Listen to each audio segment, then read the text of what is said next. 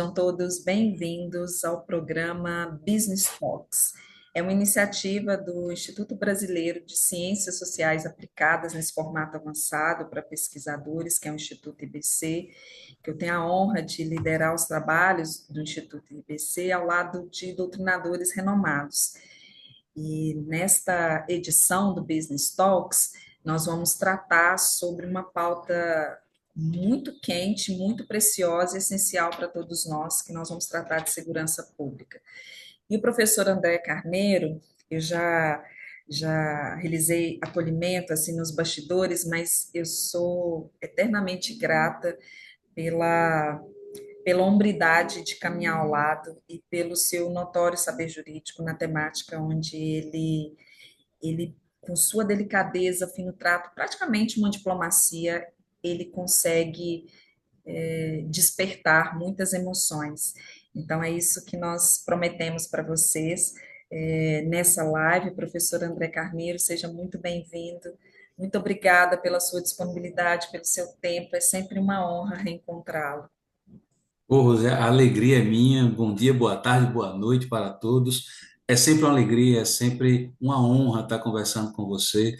Parabenizar o Instituto IBC pela iniciativa, e pelo espaço. Conversar sobre segurança pública é algo muito caro para mim. Eu percebo como uma das grandes preocupações da sociedade, em larga escala, boa parte da minha vida foi dedicada ao servir a segurança pública, foram mais de 30 anos de corporação com policial militar, e nos mais diversos espaços da problemática da segurança pública, dos quais eu destaco a questão de mais de 10 anos como coordenador do Centro de Operações da Polícia Militar, que gerencia todo o sistema 190 no estado de Pernambuco. Ou seja, da minha juventude a toda a minha idade adulta, eu fui alguém que compôs a fileira da instituição. E, em larga medida, estudando a segurança pública, porque a violência ela inquieta, a violência ela incomoda. E, infelizmente, as pessoas não refletem muito, porque a violência existem sempre duas vítimas. Existe o indivíduo que sofre aquela violência imediata e existe a sociedade que é impactada pelos relatos, pela vivência, pelo cotidiano. Ou seja, sempre existem duas vítimas e é necessário que a sociedade ela comece a refletir, a discutir, a dialogar tecnicamente, deixando de lado as questões políticas e pensando a sociedade como uma forma de tentar melhorar essas questões. Gostei muito da sua fala. E tratar de segurança pública também, essa pauta é muito preciosa na minha carreira, com o eixo mais voltado no sistema penitenciário, mas quando você traz, né, e destaca o 190, não precisa nem ser Uhum. especialista na nossa área para saber que é um telefone extremamente importante e ali ele recepciona muitas tutelas emergenciais. Então eu queria ouvir um pouco assim da sua experiência e para aqueles que estão nos acompanhando, como um sinal de alerta. Eu não sei se vocês têm essa estrutura de trotes, né? Mas a gente já ouviu falar tanto. Queria um pouco te ouvir, meu amigo. Você tocou num assunto que é fundamental, Rose, a questão dos trotes. Infelizmente, mais de 50% das ligações para o sistema 190 são sempre trotes. São pessoas tentando criar ocorrências para que a polícia siga para locais onde não existe nada. Quando isso é feito, a sociedade perde como um todo. Por quê? Porque existe uma demanda muito grande. Para você ter uma noção, quando eu comecei no 190, em um dia todo, existiam em torno de 500 ocorrências. Quando eu terminei meu último serviço, a média era de 1.500 a cada 6 horas. Não existe polícia que consiga lidar com o volume. Perfeito. Por que tantas ocorrências? Primeiro, por uma questão cultural. Nós somos o país mais violento do mundo, e infelizmente isso não é colocado às claras. Se você observar os levantamentos das taxas de homicídios mundiais, o Brasil há mais de 10 anos ocupa o primeiro lugar com mais de 10% de todos os homicídios. 10% de todas as mortes violentas, elas ocorrem em nosso território. E lembre-se, nem de perto nós conseguimos A Índia, a China, os Estados Unidos, a Rússia, que são países mais populosos, com a maior população, eles conseguem chegar perto de nós. Existe uma cultura da violência muito enraizada na sociedade. E isso vem a ser um agravante, porque ela é tão grave que nós paramos de perceber a violência em nosso cotidiano. Porque a violência existe quando alguém está furando uma fila, quando alguém pula uma catraca, quando alguém usa um som alto e incomoda os vizinhos. Essas microviolências que já deviam ser inquietantes, elas estão sendo tão comuns no nosso cotidiano que as pessoas param de enxergar como um ato violento. O trânsito vem se tornando um barril de pólvora cada vez mais. E um detalhe, infelizmente, a gente não consegue apontar um gráfico decrescente nesta problemática. O narcisismo, ele vem crescendo. O direito penal do eu, ele vem ganhando cada vez mais espaço. Cada um tem seu código penal na cabeça, cada um tem seu sistema de justiçamento, e cada um acha que pode conduzir sua vida independente de regras sociais. Ou seja, nós estamos virando uma sociedade de apedrejadores. O espaço digital, ele é um deles. As pessoas, muitas vezes, que não entendem determinado assunto, eles tendem a se portar como se fossem os grandes especialistas detentores da verdade. Eu acho engraçado isso porque quanto mais nós conhecemos determinado assunto, nós achamos que sabemos menos. Sim. Mas aquele que pouco reflete, ele fala como se soubesse tudo e fosse o dono da verdade. Segurança pública é um tema muito caro porque nós estamos nos perdendo em debates micro e sem que não se vem resolver nada. Existe uma constância de tentar justificar por que o crime ocorre. Eu percebo as ações criminosas de uma forma bem simples.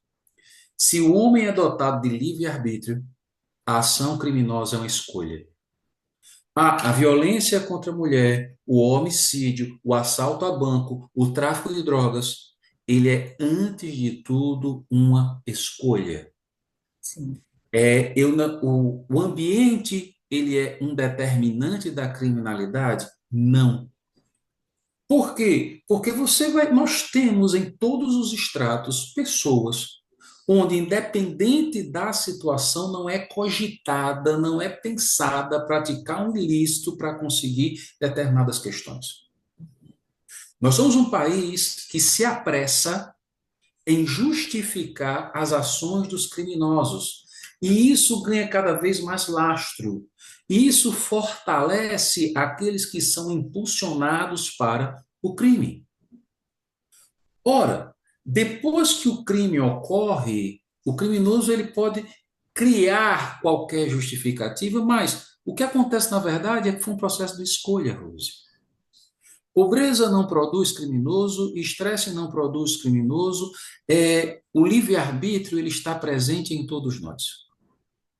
Ou seja, eu parto de uma teoria que é a teoria da mentalidade criminosa de que a ação criminosa é fruto de uma escolha. A pessoa que tem uma mente criminosa, ela não suporta, ela não tolera a ideia de ser um trabalhador. Se você observa alguns assaltos a moto, a veículo, você vai perceber indivíduos chegando dirigindo um carro, dirigindo a moto e praticando um assalto a um cidadão que tanto luta pela sua sobrevivência. Aí, resultado, uma pessoa que sabe dirigir um carro, uma pessoa que sabe dirigir uma moto, ele não consegue construir uma vida honesta, uma vida digna, ele está assaltando porque precisa, ou ele está assaltando porque ele não deseja uma vida honesta? Essas pessoas, elas não estão nem aí para a humanidade do outro.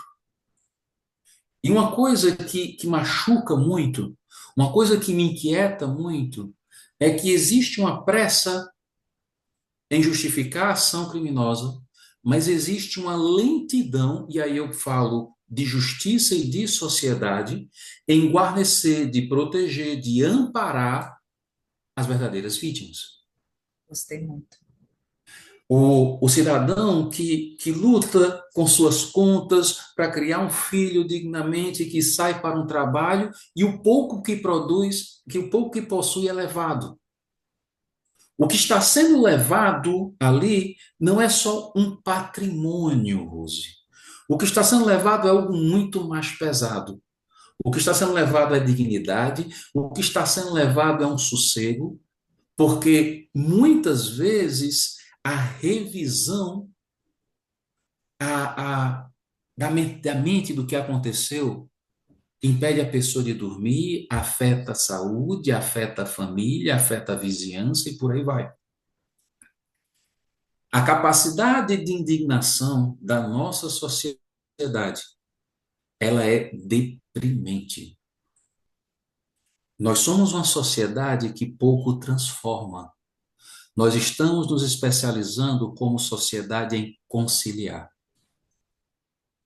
E esse processo de conciliação, ele não está resolvendo, ele não está amenizando, e diga-se passagem, ele está agravando a situação. Porque a partir do momento que eu justifico o crime e negligencio as vítimas, a tendência é que isso seja uma crescente. Sim. Você está comentando em relação à transação penal, né? É, essas questões, elas me preocupam bastante, porque eu tive no meu fone de ouvido demandas inacreditáveis. Nas ruas, eu vi as vítimas desta violência e das mais diversas formas. Quando você observa um jovem estudante tombando, como é que nós vamos explicar para uma mãe em luto, para um irmão que não vai ver aquele ente querido voltar, que a pessoa que praticou aquele homicídio já foi detida mais de 20, 30 vezes? Como é que nós conseguimos explicar isso para uma vítima? Eu não estou apontando uma inquisição penal, de forma alguma. Até porque a Constituição é a nossa máxima maior e ela deve ser seguida em seus regramentos. Agora, ao mesmo tempo, eu estou olhando essa Constituição e alerto que garantias fundamentais estão sendo negadas a boa parte da sociedade. Não existe uma sinalização por parte do Estado, e perceba que eu não estou dizendo governo, eu estou dizendo Estado, para essas vítimas. Não existe nenhum movimento sério objetivando a redução dos homicídios em um país que supera 50 mil mortes ano. 50 mil mortes representa a população de muitas cidades brasileiras. Nós perdemos cidades com essas mortes. E um detalhe: boa parte dessas mortes são de jovens, de uma mão de obra produtiva, de uma mão de obra que tinha muito a acrescentar. Essas questões, elas são muito caras na minha reflexão. E eu confesso que nessas reflexões, quando nós observamos o nosso cotidiano, é um cotidiano que preocupa. É um cotidiano que preocupa cada vez mais, porque não existe um cidadão brasileiro que de fato esteja seguro. Existem cidadãos brasileiros que acham que estão seguros.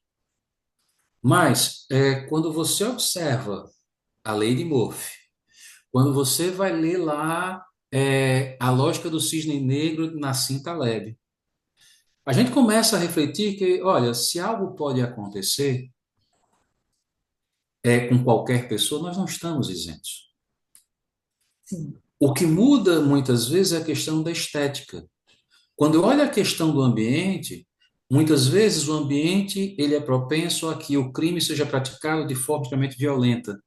Mas existem outros tipos de crimes que são tão danosos, como crimes ligados ao colarinho branco. sim, E divisas são ceifadas da nosso tributo.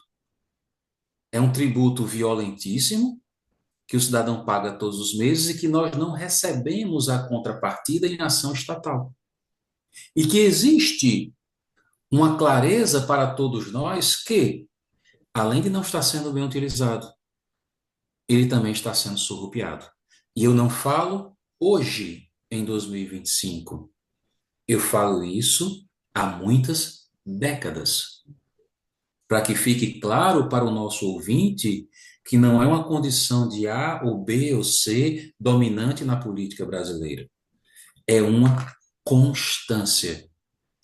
Não existe governo sério em uma sociedade corrupta. Não existe governo corrupto em uma sociedade séria. Se sim. a corrupção está presente no meio político, no serviço público, significa que a corrupção está enraizada no seio social. Segurança pública envolve todos esses aspectos. E não existe solução mágica, como enfatizo em todas as minhas falas. Qualquer fala reducionista que aponte soluções são falas irresponsáveis, Sim, medíocres e indignas. E muito provavelmente é uma fala de floreio social, onde mesmo as pessoas sabendo que não existe aplicabilidade, resolvem aplaudir. Políticas de segurança sérias, elas passam por ações sociais, elas passam por trabalhos produzindo culturas de não violência, e elas passam também por uma ação coletiva do Estado de combate à violência. E perceba que eu não falei de uma ação de polícia, porque a polícia é um subconjunto do aparato estatal, mas uma ação de Estado, que envolve os mais diversos prismas. eu fiquei tão inquieta, eu notei bastante, ó. Eu notei que nas minhas inquietudes de cabeça, nossa, quando você afirmou, e aí eu não tinha feito essa reflexão, olha, que nenhum cidadão brasileiro ele está seguro, isso é muito preocupante. E a mente daqueles, né, que tem esse desvio de conduta e de ter esse dinheiro mais fácil, né, quando promove um assalto, ou seja, o que quer que seja, Uhum. né, para pegar um objeto que não é dele, mas ele já vê como sendo dele, e ele vai fazer o que for possível para pegar, não é? Aquele carro, aquela bolsa, aquele telefone e tantas outras coisas, né? É que ele não tem perfil trabalhador, não é?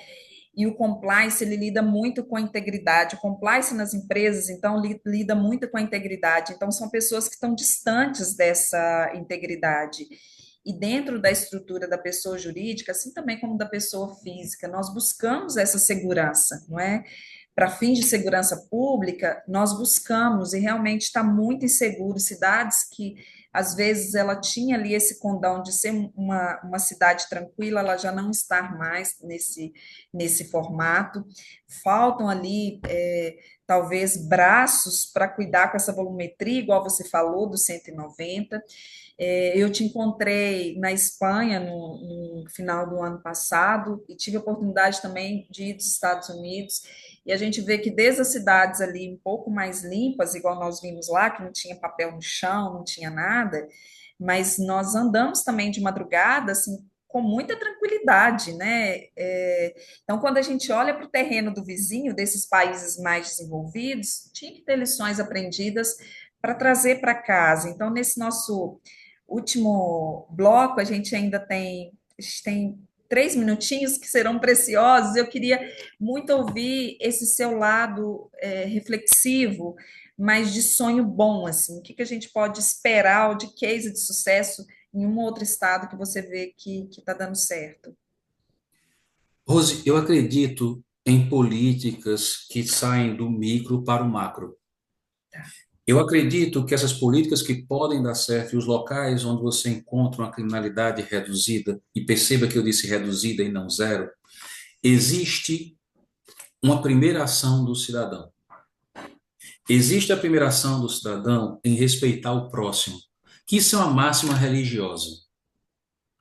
É a questão do bairro onde aquela comunidade respeita até a questão do som alto, a questão de iluminação, de estarem cobrando ações de iluminação, de urbanização, que vai ser estruturado.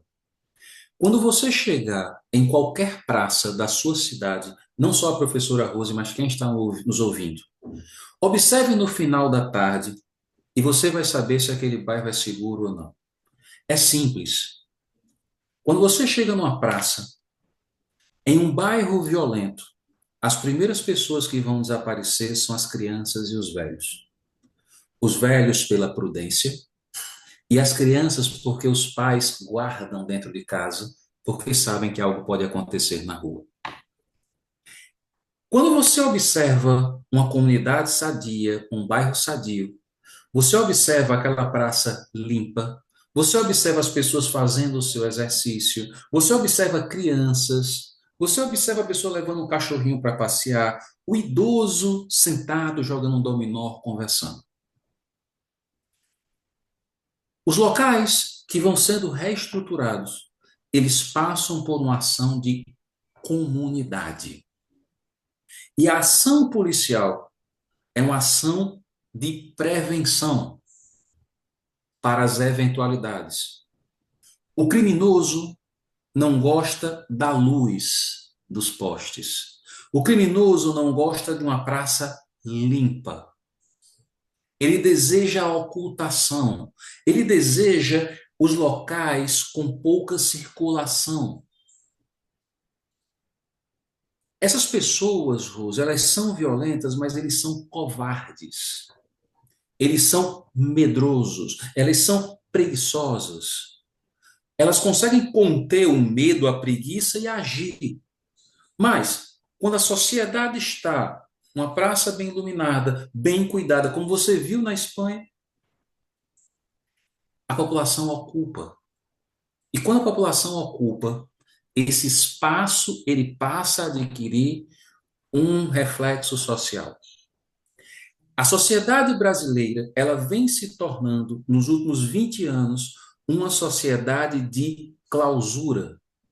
Os prédios, os muros são mais altos, o sistema de vigilância é maior, os condomínios são fechados Faz todo e sentido. a vida privada, ela acaba ficando mais enclausurada. São as bolhas. A violência, ela ocupa tantos aspectos, e você destacou a questão do compliance nas empresas, que precisa também refletir sobre isso. Ela é tão pesada no Brasil que a arquitetura das cidades, ela mudou. Se quando você passa na sua cidade encontra uma casa com um muro baixo, você acha estranho. Quando tem só o jardim, então, ele fala assim, Eu, não tem é, muro nenhum. Quando tem só o jardim, então a gente a fica. pessoa não acredita. É, eu, eu, eu sinto te interromper, mas assim, passou tão rápido. O professor André já está convidado para uma segunda edição, porque essa pauta de segurança pública, ela é inesgotável, mas Muito obrigado. ele pela vivência, né, pelo notório saber jurídico que ele tem na temática, eu já te deixo o convite, meu amigo, para você voltar numa segunda edição, para a gente comentar um pouco desse formato, né, dos cases de sucesso. E lá na Espanha, e aí comecei a fazer. essa interlocução, porque lá onde nós estávamos era uma cidade de idosos, né? Então, onde tem idosos e crianças, eu não sabia disso, né? É onde tem um pouco mais de segurança. É. Muito obrigada, siga o professor André Carneiro nas redes sociais, um intelectual.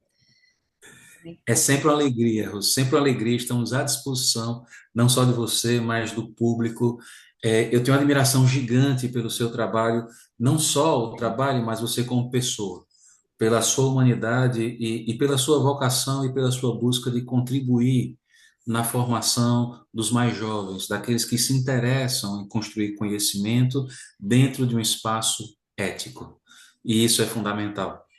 Isso é fundamental porque isso engrandece a nossa sociedade.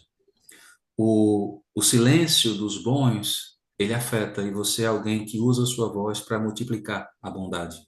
Muito obrigado. Obrigada, muito obrigada. Eu me sinto honrada. Estou te aplaudindo. Sem voz, estou aplaudindo. Muito obrigada.